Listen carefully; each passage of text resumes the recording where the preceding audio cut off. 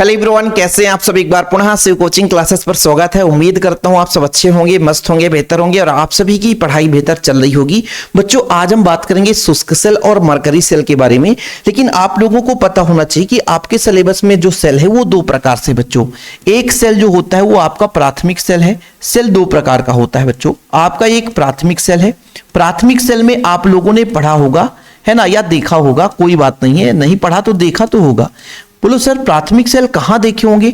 अरे भैया, शुष्क सेल, ठीक है, जिसे आप लोग पढ़ने वाले हो आज, शुष्क सेल।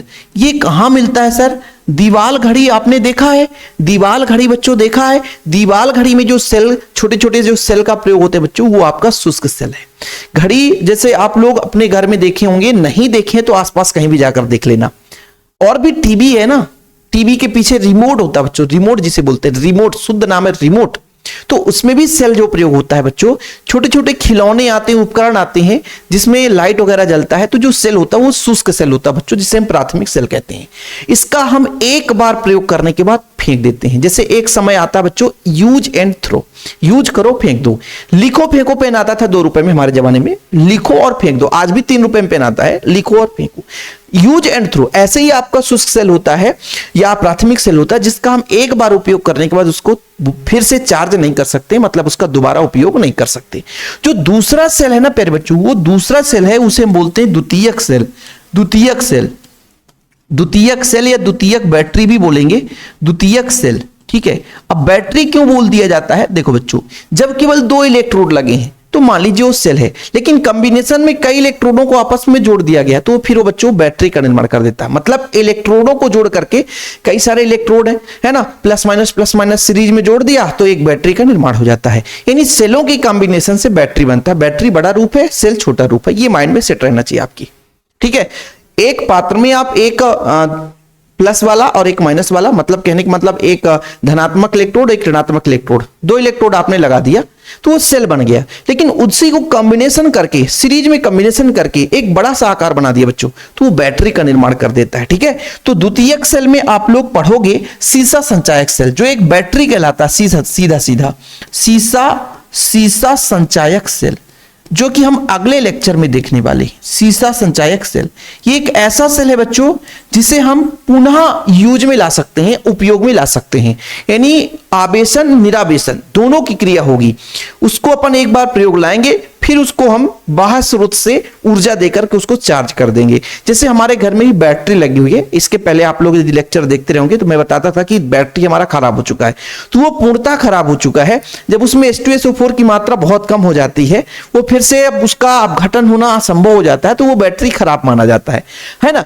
तो बैटरी बच्चों, जो कई सारे सेल सीरीज में कॉम्बिनेशन में जुड़े रहते हैं, तभी बोलते हैं कि 6 वोल्ट का है या 12 वोल्ट का बैटरी। तो ये सारा चीज आप सीसा संचायक सेल में पढ़ेंगे। आज का हम टॉपिक इस पर कवर करेंगे बच्चों, शुष्क सेल। शुष्क सेल के साथ साथ मरकरी सेल। मरकरी सेल भी आपके सिलेबस में है, ठीक है। मरकरी सेल, ठीक है बच्चों। कौन सा सेल? Mercury cell.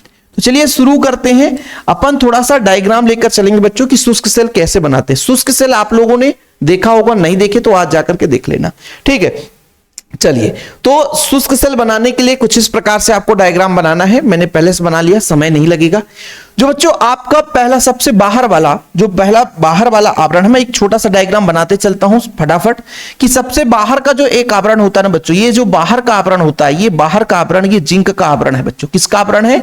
जिंक का आवरण है। किसका आवरण है? जिंक का आवरण है बच्चों। इसके अंदर बच्चों, इसके अंदर एक इलेक्ट्रोड लगा हुआ है। ये आपका कार्बन का है या ग्रेफाइट का क्षण है बच्चों। किसका है? कार्बन या ग्रेफाइट का क्षण है। किसका क्षण है बच्चों? कार्बन या ग्रेफाइट। ये कार्बन का है, ठीक बच्चों। इसके भी चारों ओर एक पेस्ट भरा रहता है। इसके चारों ओर एक पेस्ट भरा रहता है। वो पेस्ट जानते हैं किसका होता है बच्चों? वो होता है आपका, इसके चारों ओर जो पेस्ट भरा हुआ है, इसके चारों जो पेस्ट भरा बच्चों, ये है आपका MnO2 का। किसका? MnO2 और कार्बन के मिश्रण का भरा हुआ है। और जो अंदर भरा जाता है बच्चों, यहां पर, ये यहां पे जो भरा रहता है पूरा शुष्क सेल में, विद्युत अपघट जो होता है, ये विद्युत अपघट जो है ना प्यारे बच्चों, ये आपका अमोनियम क्लोराइड NH4Cl और अल्प मात्रा में ZnCl2 का पेस्ट रहता है। ये पेस्ट किससे बनाया जाता है बच्चों? H2O से बनाया जाता है। सिर्फ मैं समझाने के लिए अलग से डायग्राम बनाता हूं। अभी ये हाथ से ही बनाया गया डायग्राम है। तो सबसे पहले बच्चों आप लोगों ने जिंक का एक खोल ले लिया, ये जिंक का खोल है, ठीक है बच्चों, जिंक का खोल है, इसमें ऑक्सीकरण की क्रिया होती है, इसलिए इसे एनोड बोला जाता है। क्या बोला जाता है बच्चों? एनोड। और ऑक्सीकरण होता है बच्चों जिंक में, तो आप सबको पता होगा कि जिंक जो है इलेक्ट्रॉन देने की प्रवृत्ति रखता है, तो यहां पर इलेक्ट्रॉन की अधिकता आ जाती है, ऋण चार्ज आ जाता है बच्चों, इसलिए यहां पे ऋण चार्ज है, ठीक है। अच्छा, ये जो है जिंक बाहर न क्षरित होकर के, बाहर कहीं भाई ऐसे खुला जगह में रख दो, पता चला नमी आकर के यहां पर इसमें क्षरण होने लग जाए, इसलिए इसमें एक खोखला आवरण बाहर से रख दिया जाता है, खोखला आवरण। खोखला आवरण क्यों करते हैं? ताकि ये क्षरित ना हो सके। तो बाहर से भी एक कागज का जैकेट लगा रहता है, या आजकल स्टील का जैकेट लगा देते हैं। स्टील के साथ साथ मान लीजिए आयरन है बच्चों, सबसे बढ़िया आयरन रहता है ना, ताकि ये सुरक्षित रहे। मतलब इसके क्षरण को रोकने के लिए बाहर से एक जैकेट लगा देते हैं, स्टील का आवरण होगा, या पहले पुराने जमाने में जो बड़े टार्च आते थे उसमें यही सेल प्रयोग करते थे बच्चों, और उसमें कागज का आवरण लगा रहता था, कागज का बाहरी आवरण, पूरा कागज का। कागज को एक लेयर निकालो तो फिर काला काला अंदर पर। हम लोग बहुत तोड़ते फूटते थे, मिल जाता था उसका प्रैक्टिकल करते, 4-5 को साथ में जोड़ करके निरमा और नमक वगैरह डाल करके वायर जोड़ करके और बल्ब जला देते थे। ऐसा घर में बहुत छोटे में प्रैक्टिकल हुआ करता था कि पुराने टार्च, भैया बोलते थे पुराने टार्च को क्या करो, फेंक दो। तो सेलों का संयोजन करते थे अपन, जानते नहीं थे कि सीरीज है, कॉम्बिनेशन क्या है, बस एक के बाद दूसरा, दूसरे के बाद तीसरा, ऐसे जोड़ते जाते थे। और क्या करते थे उसमें, क्या कर एक बर्तन में रखते थे, उसमें पानी डालते थे, नमक और क्या क्या डालते थे भैया, थोड़ा थोड़ा, और फिर वो जल उठता था। ये सब नकल करते थे एक दूसरे का, तो वो कॉम्बिनेशन होता था। तो उसमें कागज का लेयर लगा रहता, लेकिन अब स्टील का आवरण होता है, या तो आपका बच्चों आयरन का आवरण होता है, ताकि किसी प्रकार से कोई भी पदार्थ बाहर ना जा सके। मान लीजिए कहीं पे जिंक का आवरण क्षरण हो गया तो अंदर का अमोनियम क्लोराइड ही बाहर चलने लग जाए। तो इसलिए बच्चों धीरे धीरे क्षरित होता है, धीरे धीरे क्षरित होता है। तो फिलहाल अभी ये जो मैंने बनाया, इसको आप समझ में है ना, समझ में आप लोगों को आ गया होगा। एक छोटा सा यहाँ पर धातु की टोपी लगा देते हैं, धातु की टोपी इसलिए लगा देते हैं ताकि इसमें से वायरिंग कर सके, ठीक है बच्चों, ये लो, ठीक है, क्लियर हो गया, ये सब कंप्लीट हो गया आप लोगों का। इतना ही आपका शुष्क सेल है बच्चों, और कुछ भी नहीं है। शुष्क सेल बनाने के लिए अपन को क्या करना पड़ता है बच्चों, ये आपको दिख रहा होगा, जिंक का एक खोल है जिसके अंदर अमोनियम क्लोराइड ZnCl2 का पेस्ट भरा हुआ है। इसके हम जो हमारा जो एनोड का काम करता है बच्चों, इसके अंदर क्या करते हैं, एक कार्बन का क्षण होता है जो कैथोड का कार्य करता है। कैथोड के चारों ओर MnO2 और कार्बन का मिश्रण यानी पेस्ट भरा रहता है बच्चों, यहाँ पर चूर्ण भरा रहता है, ठीक है, इस तरीके से। अब इसमें जो क्रिया विधि होती है बच्चों, तो एनोड पर और कैथोड पर रासायनिक अभिक्रिया होती है। तो थोड़ा सा आप लोग हिंदी लिखेंगे, हिंदी लिखने के लिए समय आपके पास है कि शुष्क सेल में जिंक का एक खोखला आवरण रहता है, मैंने बताया, जिसके ऊपर अमोनियम क्लोराइड और कम मात्रा में ZnCl2 का जल से बना पेस्ट लगा रहता है बच्चों। जिंक सिलेंडर एनोड का कार्य करता है। एनोड क्यों कार्य करता है? एनोड का कार्य क्यों करेगा? जहां पे ऑक्सीकरण होगा वो एनोड कहलाता है। ऑक्सीकरण मतलब इलेक्ट्रॉन त्यागना, आपको पढ़ाया गया है, यदि क्रम से पढ़े होंगे तो मजा आ रहा होगा। इलेक्ट्रॉन की त्यागने की प्रवृत्ति ऑक्सीकरण कहलाती है, और जिंक के पास इलेक्ट्रॉन त्यागने की प्रवृत्ति भर भर के रहता है, तो जिंक आसानी से 2 इलेक्ट्रॉन त्याग करके Zn2 पॉजिटिव में बदलता है, इसलिए उसे हम एनोड कहते हैं बच्चों। तो एनोड पर ऑक्सीकरण हो रहा है, तो जिंक के आवरण पर ऑक्सीकरण तो आपका एनोड का कार्य करता है बच्चों, ठीक है।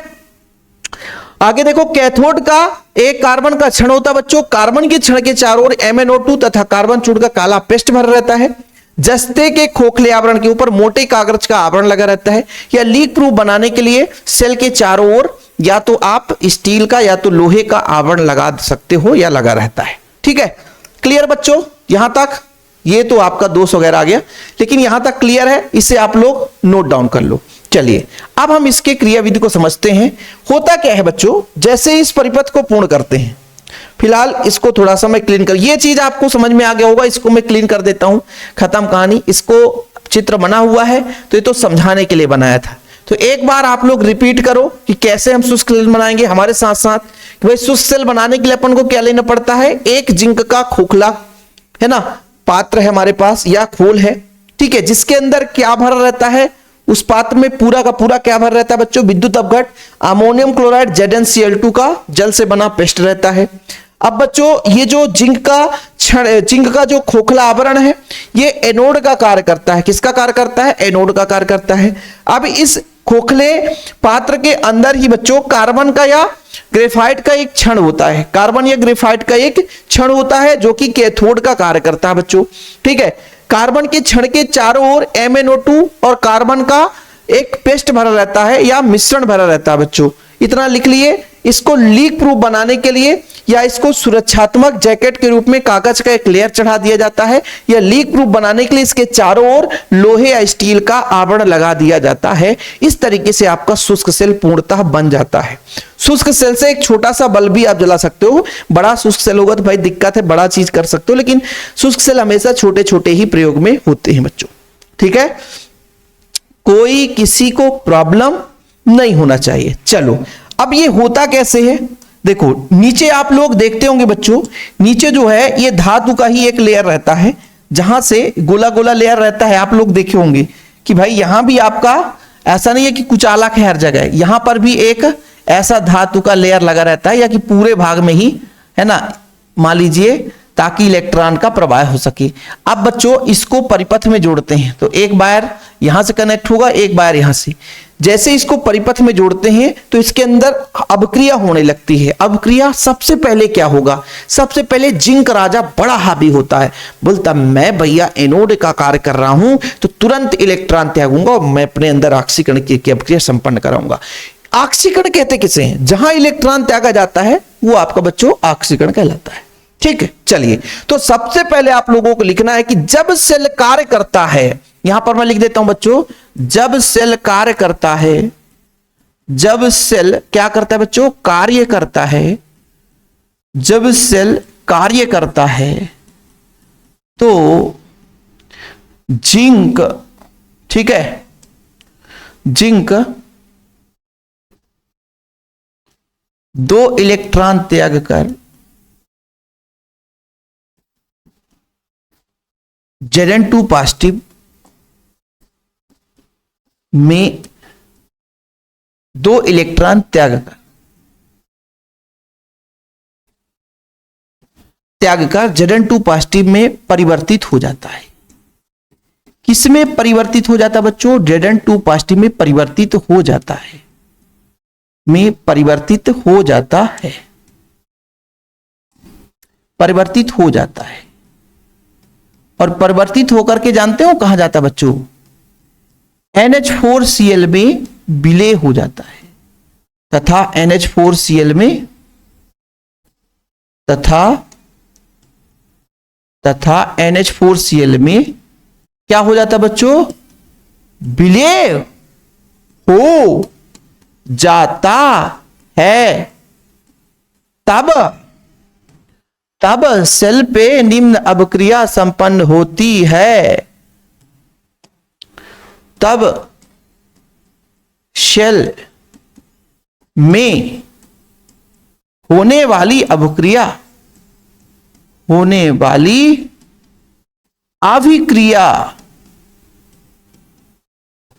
सेल में कैसे अभिक्रिया होती है, बड़े प्यार से समझना। पहले जो अभिक्रिया होगा बच्चों कहां पे होगा, बोलो सर एनोड पर होगा, एनोड पर होगा। एनोड पर कैसे अभिक्रिया होगी, तो आपने बड़े प्यार से ये समझा कि भाई जो जिंक था ना ये सॉलिड था।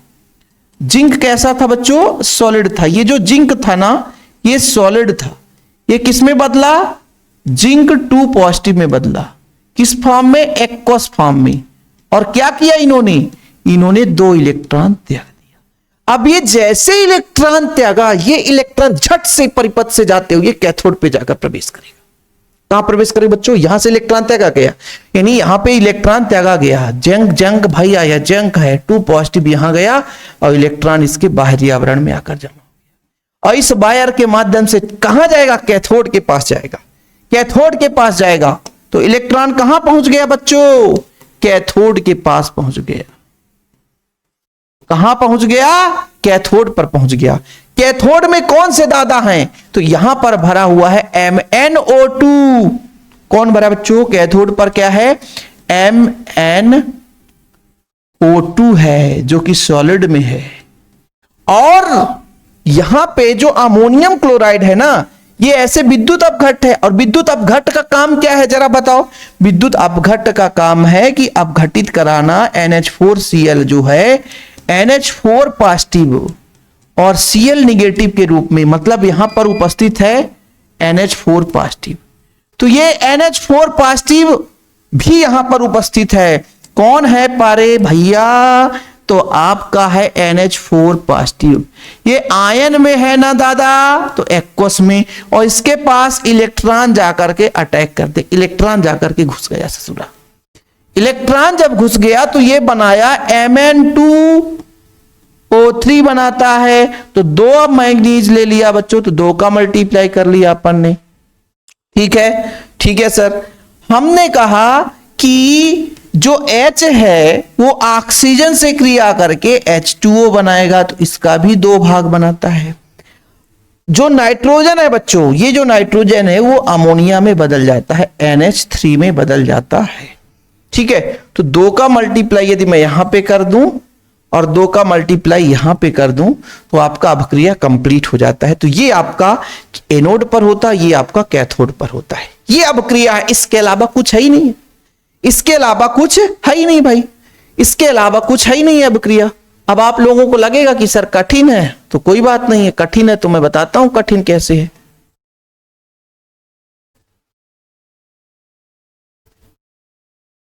ठीक है, संपूर्ण अभिक्रिया आपको लिखा हुआ मिलता है कि संपूर्ण अभिक्रिया क्या है। तो संपूर्ण अभिक्रिया मैं आपको समझा देता हूं कि संपूर्ण अभिक्रिया के लिए अपन को इसमें अंडरलाइन कर देते हैं और यहां पर हम कहते हैं कि संपूर्ण अभिक्रिया क्या हो जाएगी।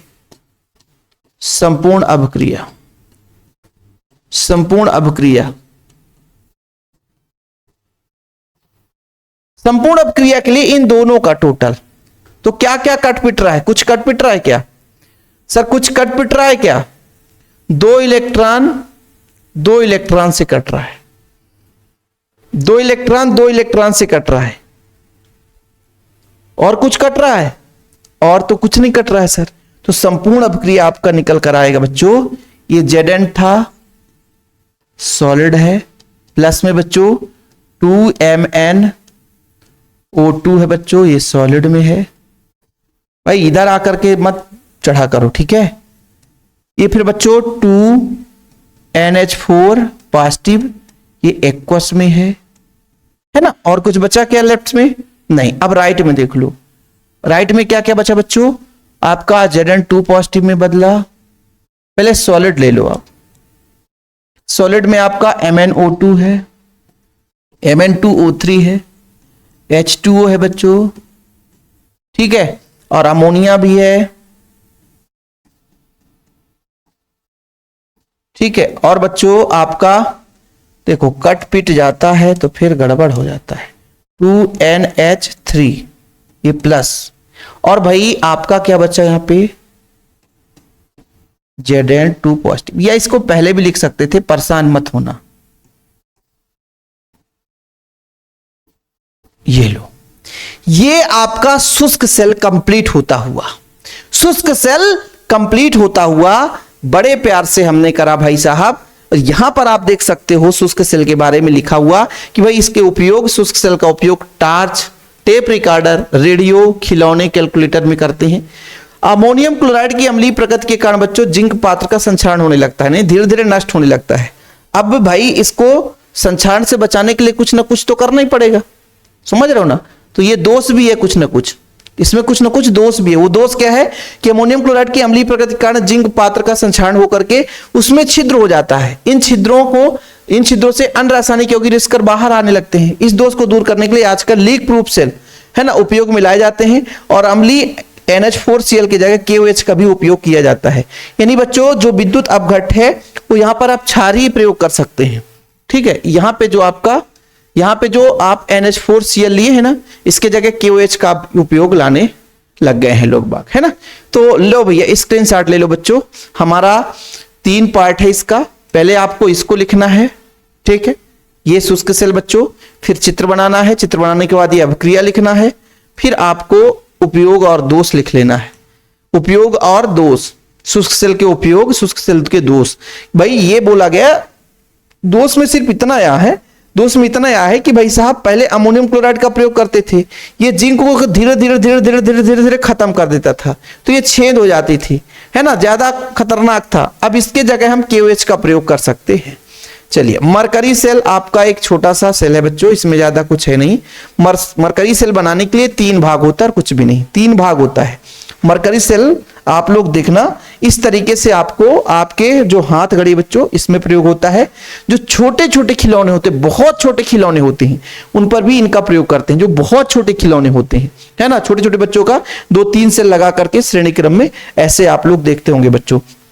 ठीक है, और एक लेजर लाइट आता था, लेजर लाइट है ना, छोटा सा आता था, इतना छोटा सा, उसमें यही अपना सेल लगा रहता है। तो इसके 3 भाग होते हैं। ये कैसे बना होता है, जैसे मान लीजिए ये आपका बड़ा पात्र हो गया है ना, एक अंदर वाला भाग हो गया बच्चों। सबसे पहले तो एक ऊपर वाला भाग होता है, ठीक है, और बच्चों एक नीचे वाला भाग हो ही गया, 2 भाग हो गया। बीच में एक और भाग होता है जिसमें बच्चों पेस्ट भरा रहता है। ये बीच में और एक भाग होता है ऐसा, ठीक है, जिसमें विद्युत अपघट्ट रहता है। क्या रहता है, विद्युत अपघट्ट रहता है। ठीक है, कुछ इस प्रकार से रहता है, परेशान मत होना। 3 लेयर से होता है बच्चों, 3 लेयर से बनाया जाता है, 3 भाग होता है इसका, बस खत्म, और कुछ भी नहीं रहता है। ठीक है, ये वाला भाग गया। ठीक है, इधर मान लीजिए आपका जो गोला भाग रहता है बच्चों, ये आपका निगेटिव है ना, ये कैथोड का कार्य करता है, ये वाला आपका एनोड। देखो थोड़ा सा कि इस सेल का उपयोग घड़ियों, कैमरों तथा श्रवण यंत्रों में करते हैं। इसमें अमलगमित मतलब जिंक, आपका जिंक है बच्चों, और जिंक Hg का मिश्रण। देखो भाई, अमलगम किसे कहते हैं, ये जो पारा का कोई भी मिश्र धातु होगा वो अमलगम कहलाएगा। यानी हमारे पास 2 धातु हैं, उसके यदि पारे के साथ मिला दिए तो जिंक का अमलगम कहला जाता है। तो यहां पे जो आपका बच्चों जिंक का अमलगम है, ये एनोड का कार्य करता है। किसका कार्य करता है बच्चों, एनोड का कार्य करता है। किसका कार्य करता है, एनोड का कार्य करता है। ठीक है, और बच्चों मरकरी ऑक्साइड, कार्बन चूर्ण, चांदी अथवा लौह चूर्ण का पेस्ट कैथोड का कार्य करता है। नीचे जो होता है यहां पर मरकरी ऑक्साइड होगा, या और कार्बन का चूर्ण, ठीक है, या आयरन का चूर्ण ले सकते हो। तो ये जो बच्चों 3 लेयर यहां भी दिख रहा होगा आपको, एक ये आपका ऊपर वाला लेयर, ये बीच वाला लेयर होता है बच्चों, बीच वाला लेयर रहता है, बीच अंदर रहता है ना, 3 भाग में रहता है जहां विद्युत अपघट्ट भरा रहता है। ठीक है, आगे देखो, इन दोनों इलेक्ट्रोडों के मध्य एक संबंध पात्र में जिंक ऑक्साइड तथा पोटेशियम हाइड्रोक्साइड। अब यानी बीच वाला भाग, जो बीच वाला भाग है, तो जिंक ऑक्साइड ZnO और पोटेशियम हाइड्रोक्साइड, ये आपका विद्युत अपघट्ट है बच्चों। ये 3 भागों से मिलकर बना होता है आपका मरकरी सेल। बस इतना ही है, और इसकी सेल अभिक्रिया 1-2 लाइन का है, लेकिन इसको आप लोग समझ लो कि बस कुछ भी नहीं है ना। विद्युत अपघट्ट में इसमें क्या है कि भाई साहब 3 लेयर होता है बच्चों। ये जो ऊपर वाला भाग है, इसमें जिंक का अमलगम होता है जो एनोड का कार्य करता है। नीचे वाला भाग बच्चों, ये जिंक का ऑक्साइड और कार्बन का चूर्ण है जो कैथोड का कार्य करता है। मध्य वाले भाग में विद्युत अपघट्ट भरते हैं, जिसको अपन जिंक का ऑक्साइड या पोटेशियम हाइड्रोक्साइड लेते हैं, यही आपका मरकरी सेल कहला जाता है। ठीक है, बस ये बहुत कम बार एग्जाम में पूछा गया है बच्चों, बहुत कम बार। बस इसका आप लोग अभिक्रिया देख लो कि अभिक्रिया कैसे संपन्न होता है, एकदम सिंपल रिएक्शन है। जिंक जो है, देखो यहां पे बच्चों थोड़ा सा मैं इसको क्लीन कर देता हूं, है ना, क्लीन करके आप लोगों को एक बार फिर समझा दूंगा, परेशान मत होना। एनोड पर कैसे अभिक्रिया होगी और कैथोड पर कैसे अभिक्रिया होगी। फिलहाल आपको मैंने ये समझाया कि 3 लेयर है। पहले लेयर में क्या है बच्चों, पहले लेयर में है आपका जिंक और Hg का अमलगम। ठीक है सर। दूसरे लेयर में जो विद्युत अपघट्ट है, जो विद्युत अपघट्ट है, ये विद्युत अपघट्ट जो येलो कलर से बच्चों यहां पर आप समझो, इसमें KOH है, KOH है बच्चों, और ZnO। अब मैं आपको एक चीज बता दूं, KOH जो है वो K पॉजिटिव और OH नेगेटिव में अपघटित होगा। ठीक है, जो तीसरा लेयर है बच्चों, जो तीसरा लेयर है, इस लेयर में क्या क्या बोला गया, आपके पारे का ही अमलगम हो गया, तो सॉरी पारे का ऑक्साइड हो गया, और कार्बन या आयरन का चूर्ण हो गया। यहां पर देखो ना, यहां पर देखो ऑक्साइड हो गया HgO, कार्बन चूर्ण व चांदी अथवा लौह चूर्ण का पेस्ट। ठीक है बच्चों, लौह चूर्ण यहां पर हम रख सकते हैं। इतना चीज है। अब ये बच्चों आपका एनोड है, ये ऊपर वाला भाग ये एनोड है। क्या है, एनोड है। तो सेल में होने वाली अभिक्रिया लिखेंगे, सेल में होने वाली अभिक्रिया इस प्रकार है, तो यहां पर लिखो एनोड पर। किस पर बच्चों, एनोड पर। एनोड पर बड़ा सिंपल है, एनोड पर आपका जिंक दादा है, और इस पर ये विद्युत अपघट्ट भैया कौन सा है, KOH। तो KOH जो है बच्चों, OH वहां पर जाकर अटैक करता है। OH निगेटिव जाकर के अटैक करता है। जब अटैक करेगा बच्चों तो ये बनाएगा ZN, क्या बना लेगा? ZNO। और ऑक्सीकरण में हमेशा हमेशा इलेक्ट्रॉन त्यागा जाता है, या तो हाइड्रोजन त्यागा जाएगा। जहां भी हम ऑक्सीकरण की बात करेंगे या तो इलेक्ट्रॉन त्यागेगा या तो आपका बच्चों हाइड्रोजन त्यागेगा। तो OH जो है अभी खाली बैठा हुआ है तो ये H2O भी बनाता है बच्चों और इलेक्ट्रॉन त्यागता है, इलेक्ट्रॉन त्यागेगा। अब देखो 2 की जरूरत थी बच्चों तो 2 का मल्टीप्लाई कर दिया अपन ने, यहां पे 2 का मल्टीप्लाई तो यहां पर 2 इलेक्ट्रॉन त्याग दिया गया, खत्म कहानी। ये आपका एनोड पर अपक्रिया हो गया। बस इतना ही है, हो सकता है आपको याद करना पड़ जाए। मैंने इसीलिए शुरू से बोला कि आज का जो क्लास है थोड़ा सा कुछ याद करने लायक है। हो सकता है आपके पास कठिनाई का सामना करना पड़े, लेकिन थोड़ा सा क्या करोगे, याद करना ही पड़ेगा।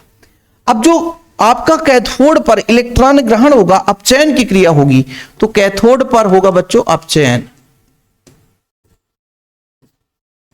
कैथोड पर कौन सा भाई उपस्थित है? HgO। क्या है? HgO। HgO, कैथोड पर HgO है। और यहां से H2O बाबा जी साथ में है, ये तो H2O ये निकल कर आ रहे हैं तो H2O जाकर के उसके पास जाते हैं और बच्चों 2 इलेक्ट्रॉन यहां पर जुड़ जाएगा। 2 इलेक्ट्रॉन क्यों जुड़ रहा है? क्योंकि ये इलेक्ट्रॉन भाई यहां से निकला तो भाई जाकर के कैथोड पर तो जाएगा ही जाएगा।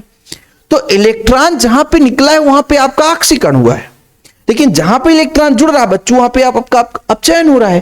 तो फिर ये जो है Hg अलग हो जाता है, Hg अलग हो जाता है और OH निगेटिव आयन फिर बन जाता है। OH निगेटिव कितने? 2 हाइड्रोजन है, 2 इलेक्ट्रॉन लेकर के 2OH निगेटिव बना लेता है, खत्म कहानी। बस इतना ही है आपका मरकरी सेल। मरकरी सेल में कुछ नहीं करना है। मैं यदि साइड हो जाऊं तो आप लोग एक छोटा सा चित्र बना लेना और इतना लिख लेना, मरकरी सेल, शुष्क सेल, दोनों सेल हमारा कंप्लीट होता है। आज का क्लास कैसा लगा आप लोग बताइएगा। और यदि किसी बच्चे को नोट्स चाहिए हो तो भाई कांटेक्ट नंबर मैं आपको दे दूंगा 96 85 29 91 49। हर बच्चे को नोट्स लेना चाहिए प्रॉपर तैयारी के लिए, ठीक है?